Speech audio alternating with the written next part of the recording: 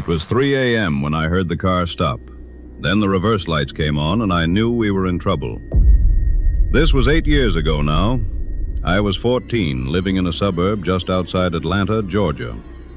My best friend since we were 11, I'll call her Jade, had the house to herself for the weekend because her parents were away on vacation. Her older sister, who was meant to be in charge, had bailed to stay at a friend's place and told us not to say anything. So naturally, we called our other friend, Simone, over, and a neighbor kid named Marcus, who was a couple of years older, and we decided to drink and smoke some weed. We were 14 and we were stupid, but we thought we were having the time of our lives. We'd been messing about for an hour or two when we realized we didn't have a lighter to start smoking. Searched the whole house for 30 minutes, couldn't find one anywhere.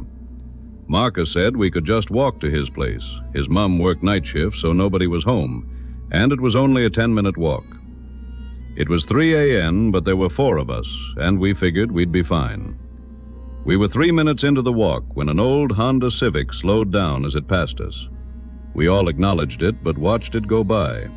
Then it stopped. That's the moment I described at the start, the reverse lights. All 4 of us slowed down on that dark suburban Georgia street watching the car. Then we ran, because that's when we heard all 4 doors of that car open at once. Not one door, all 4. And then male voices, multiple of them, and one said, "Go, go, get 'em." And they were out of that car before we'd even fully processed what was happening. We split without saying a word. Marcus and Simone went right into someone's yard.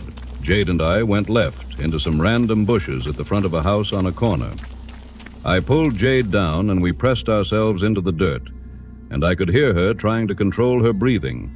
And I put my hand on her arm and squeezed it, and neither of us made a sound. I could hear them on the street. Footsteps, more than 2 sets, moving fast, spreading out. Someone saying, "Check down there," and someone else already further away. They were organized about it. That's the detail that got me then and still gets me now. They weren't frantic or panicked. They split up methodically like they'd done it before. After maybe 2 or 3 minutes, the footsteps slowed. Then I heard the car doors again. They were getting back in. I raised my head just enough to see through the gap in the bushes. The Honda was maybe 40 meters down the street, all 4 doors closing. Then the windows came down, all of them. And as it started moving again, I could see heads leaning out, one from the passenger side, one from the back, slowly scanning both sides of the street as the car crawled forward. They were doing laps. Me and Jade stayed completely still in those bushes for what felt like an hour, but was probably 15 minutes. The car went past our hiding spot twice, both times crawling, both times with someone's head hanging out, scanning the yards and the bushes and the gaps between houses. The second time it went past, I was close enough to hear the engine idling, and I pressed my face into the dirt and didn't move a muscle. Eventually, it turned at the far end of the street and didn't come back. We waited another 5 minutes before I grabbed Jade's arm and told her we were moving.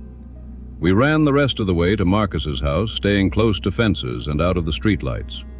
Marcus and Simone were already at the door, fumbling with the keypad code. All 4 of us got inside, and Marcus shut the door. Nobody said anything for a minute. Then I went to the front window and looked out through the gap in the curtains.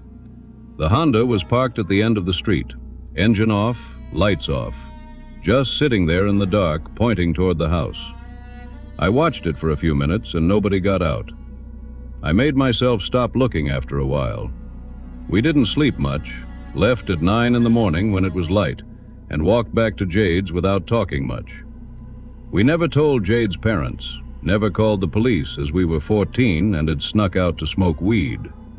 At the time, we convinced ourselves it was just some guys messing around who got bored and left. I held on to that version for a long time because it was easier. But looking back now as an adult, the way they moved, the way they organized themselves the second they got out of that car, the patience of it, the laps, parking at the end of the road when we went inside. That's not a group of guys messing around. I think they were traffickers. And what saved us that night wasn't anything clever we did. We were drunk 14-year-olds stumbling around a dark suburb at 3 a.m. What saved us was adrenaline and darkness, and the fact that 4 kids can disappear into bushes faster than 4 men can search a street. And I thank God for that, every time I think about it.